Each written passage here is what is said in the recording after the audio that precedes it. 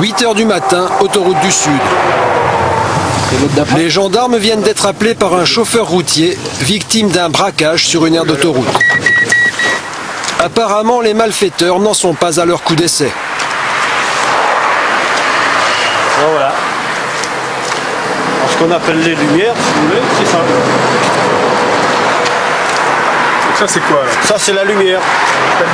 C'est-à-dire qu'ils vous font des trous, ils regardent, ils jettent un œil, suivant ce qu'il y a à l'intérieur, à ce moment-là, ils vous font un trou, comme celui-là et comme il y a de l'autre côté. À l'intérieur du camion, des ordinateurs, des imprimantes et des lecteurs DVD. Du matériel facile à revendre, la moitié du chargement a disparu. Hop, c'est impeccable. Quand on transporte du fret, ce qu'on appelle du fret sensible, on est stressé parce qu'on n'est pas à l'abri vous voyez, de ce travail-là. C'est pas, ce qui n'est pas normal et puis on ne sait pas comment il faut faire. Moi, il y a quelques années, un chauffeur qui s'est fait tuer parce que pour défendre sa marchandise, il en est mort. Bon, qu'est-ce que vous... Voilà, c'est tout. C'est triste, mais c'est comme ça. N'importe quel parking vous vous arrêtez pour dormir, quel que soit le chauffeur, quel que soit le camion, on est plus tranquille avec nos fret. Seuls et sans protection, les chauffeurs routiers sont de plus en plus souvent la cible de bandes organisées. Des malfaiteurs qui ont délaissé les hold-up de banque trop dangereux pour s'attaquer aux poids lourds. Sur les routes de France, chaque jour, 6 camions sont attaqués et vidés de leur contenu. Les gendarmes multiplient les contrôles sur les autoroutes et sur les aires de repos. Mais il est difficile de prendre les voleurs sur le fait. Sur tous les parkings, des camions portent les traces des braquages. Ouais, il y en a deux là. Là, il y a deux coupures. Là, il y en a une là et une là. Les camions bâchés ne sont pas les seuls à être pillés. Les remorques métalliques ne résistent pas non plus aux malfaiteurs. Vous voyez là le plombage? Donc il suffit simplement de casser ça et vous ouvrez le camion. En fonction de ce qu'il y a dedans, de nuit, il charge ou il ne charge pas et il passe un autre camion. Et ils peuvent faire ça sur 500 km dans la nuit en s'arrêtant à toutes les aires de repos. La plupart du temps, les braquages ont lieu lorsque les chauffeurs sont absents ou au repos. La nuit, le conducteur dort, dans des cabines qui sont de plus en plus sophistiquées, de plus en plus insonorisées. Et puis quand vous avez des camions qui ont des attelages derrière, des tracteurs, bah, si on s'attaque à la remorque, il y a de fortes chances que le conducteur dans le camion n'entende rien. Vous transportez quoi là, monsieur, actuellement? Moi, c'est de la poudre de lait. Bon, c'est un poudre de lait, ça peut intéresser. C'est facile d'ouvrir un camion en fait. Même on peut mettre n'importe quoi, il coupe les cadenas alors. Alors c'était au moment de Noël, ça fait 2 ans. J'étais chargé d'un client, ils m'ont ouvert les portes. Parce que la cabine a tremblé, j'ai ouvert le rideau, j'ai vu les portes ouvertes, des gaillards charger des cartons de yaourt. Bon bah il y a un camion qui est arrivé. Ils sont partis, on s'est mis, et le lendemain matin, sur les 6 qu'on était, il y en a qui avaient des meules de gruyère, ils étaient partis, des caisses de fromage et tout. Ah, ils veulent même de la nourriture. Ah bah oui, hein. Ça les gêne pas du tout. Hein. C'est pour ça qu'à Lyon, maintenant, quand je suis vite, j'ouvre les portes. Comme ça, il n'y a pas de problème. Moi, j'ai un collègue là qui fait du café, il s'est déjà fait braquer, ils l'ont pris dans la cabine, ils l'ont foutu dans le coffre de la voiture, ils ont été vider le camion, ils l'ont ramené, ils l'ont foutu dedans. Hein. Ah oui, c'est comme ça. Hein.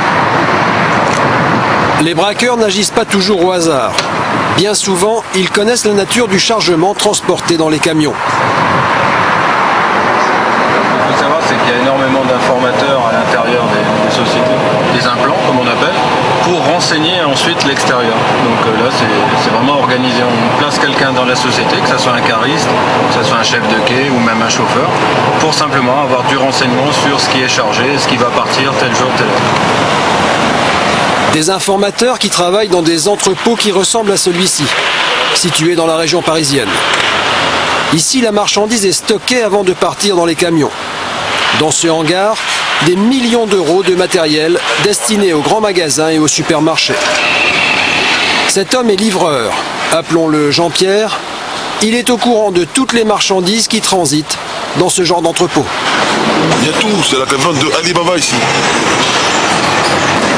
Il y a tout tout ce que tu veux. Du whisky, de la bière, des habits, il y a tout ce que tu veux. À manger, tu veux, même des livres, des canapés, tout. Tout ce que tu veux. Des marchandises placées sous haute surveillance. Caméras de sécurité et agents en civil sont là pour dissuader les voleurs. Mais pourtant, les vols existent quand même. Jean-Pierre, le livreur, a trouvé la combine pour arrondir ses fins de mois. Dans l'entrepôt, c'est difficile. Le mieux, c'est de charger son camion. La plupart du temps, ça a un peu de chance. On peut charger quelque chose qui ne peut être vu, parce que c'est un petit colis. Et sur le trajet, sur la route, ça peut être livré rapidement. Chaque fois qu'il peut, Jean-Pierre embarque un petit colis en douce dans son camion. Peu importe ce qu'il contient, il sait qu'il arrivera toujours à le revendre. Depuis quelques jours, il a réussi à détourner des cartons de cartouches d'encre pour imprimante. C'est tombé du camion, comme on dit, et puis on va voir ce qu'on peut gagner avec. Qu'est-ce qui se vend le plus dans les trucs tombés du camion? C'est quoi La parfumerie, l'informatique, le textile, les grandes marques, quoi. En fait, ça coûte très cher. Vendu à l'unité, au magasin, c'est extrêmement cher. Ça vaut combien? Il y en a, c'est jusqu'à 30 €. Pièce? Une pièce. Bon, moi, je vais les brader à 4 ou 5 € pour m'en débarrasser, parce que j'en ai beaucoup et que j'ai pas de temps à perdre. J'ai plusieurs clients qui sont intéressés. Maintenant, c'est le premier qui me paye. Il prend tout. Dans ce genre de choses, il n'y a pas de temps à perdre. Plus vite c'est écoulé, mieux c'est. Il ne faut pas que ça dépasse une certaine, sinon après, c'est du temps perdu. C'est-à-dire le temps que je mets pour dégager ça, en attendant, je pourrais avoir d'autres choses. Donc il faut d'abord que je débarrasse ça pour commencer, pour passer à autre chose. Jean-Pierre a rendez-vous avec un commerçant spécialisé dans l'informatique. Ouais. L'homme est très intéressé par ces cartouches d'encre. Il n'a pas de 57, c'est pas vrai? Non, je n'ai pas le 57. La transaction se fait en pleine rue, il ne faut pas traîner. La négociation dure à peine quelques minutes. Ah bon? Ouais. Tu vas te vendre pour combien? À toi, je vais pas le faire cher, à 5 € c'est bon. 5 € pièce, une bonne affaire pour le commerçant. Il revendra les cartouches d'encre 5 fois plus cher dans sa boutique.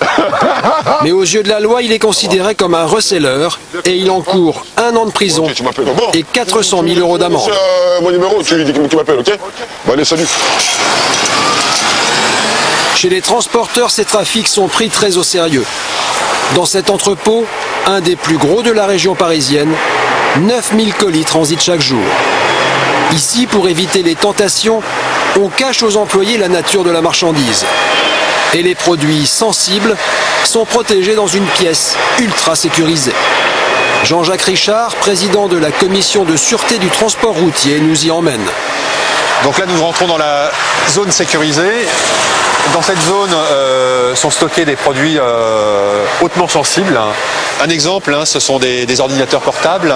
Donc comme vous pouvez le constater, toutes les palettes sont neutres ou filmées en noir, ou avec des cartons neutres comme vous pouvez le voir ici, ce qui ne permet pas justement aux chauffeurs de savoir ce qu'ils transportent. Mais ce n'est pas tout. Avant de quitter les entrepôts, les camions sont équipés de mouchards électroniques. Des mouchards qui permettront de suivre les camions par satellite pendant leur trajet grâce au système GPS. Un GPS, c'est une petite boîte comme celle-là, qui est dissimulée dans le véhicule. Et le chauffeur, en cas d'agression, appuie sur un bouton afin de déclencher l'alerte. Et après cela, il y a une procédure qui s'enclenche avec contact des forces de l'ordre et intervention des forces de l'ordre. Donc ça vous permet de localiser un véhicule en cas de problème? Un véhicule en cas de problème à 5 mètres près. Certains clients dissimulent ce boîtier GPS dans des cartons de façon à ce que si jamais le chargement est dissocié du camion, on puisse retrouver le chargement. Par mesure de précaution, le chauffeur lui-même ne sait jamais où est caché le boîtier GPS. Une fois équipé, le camion est suivi à la trace par les ordinateurs des services de sécurité. Donc là, vous êtes au PC sécurité et vous avez aussi toutes les kits, la solution logicielle qui permet de suivre ce qui se passe sur le terrain. Donc en fait, les véhicules qui sont dispersés, que ce soit en France ou en Europe, en l'occurrence en temps réel.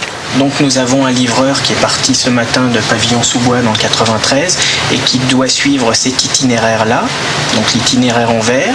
Donc la livraison, elle est symbolisée par l'adresse du client qui se trouve ici. À la moindre anomalie, le PC sécurité déclenche l'alerte. Police et gendarmerie interviennent en quelques minutes sur les lieux du braquage, avant que la marchandise ne soit écoulée sur le marché parallèle. Un marché alimenté aussi par les contrebandes et les contrefaçons. Nous sommes à la frontière belge, il est 9h du matin. Les douaniers renforcent leur surveillance. Après les vêtements et les parfums tombés du camion, ils constatent depuis plusieurs mois que de nouveaux produits de luxe commencent à inonder le marché parallèle. On recherche du caviar, on recherche des alcools tels que la vodka ou alors du champagne. Ici, un camion en provenance d'Italie éveille les soupçons des douaniers.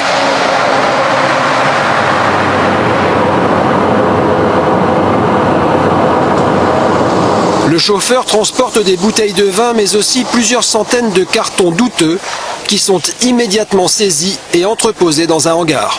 Il y a 430 cartons je crois et puis ça fait environ 2000 bouteilles quoi. La particularité en fait au départ c'est que c'était un camion qui venait d'Italie et qu'on a trouvé des cartons marqués produits en France. Ça nous a un petit peu attiré l'œil quoi. Et puis en ouvrant, on a ouvert les cartons et en ouvrant le carton, et on s'est rendu compte que c'était marqué champagne, alors que sur les cartons, bon, c'était pas marqué. Et on s'est dit du champagne qui vient d'Italie. On a demandé au chauffeur s'il avait chargé en France, quelque part. Il nous a dit non, qu'il avait tout chargé en Italie. Donc là, ça nous a semblé un peu étrange. On a commencé à regarder la bouteille. Et j'ai ma collègue qui a vu que c'était marqué maison fondée en 1898, fondée sans eux. Ça, c'est une faute d'orthographe grossière. Donc on s'est dit que c'était pas possible. Une faute d'orthographe sur une bouteille de champagne, c'est pas possible. C'est un produit de luxe et ils font pas de faute. Vrai ou faux champagne? Pour en avoir le cœur net, les douaniers s'adressent aux spécialistes du laboratoire d'analyse du comité interprofessionnel du vin de Champagne. Alors Jean-Michel, cette analyse de notre prétendu champagne, qu'est-ce que ça donne? Eh bien écoutez, vous voyez, d'après la couleur, on a déjà fait quelques tests, il se verrait que ça ne c'est pas vraiment du champagne. Non, oui, on a quand même une couleur plus claire par rapport à un champagne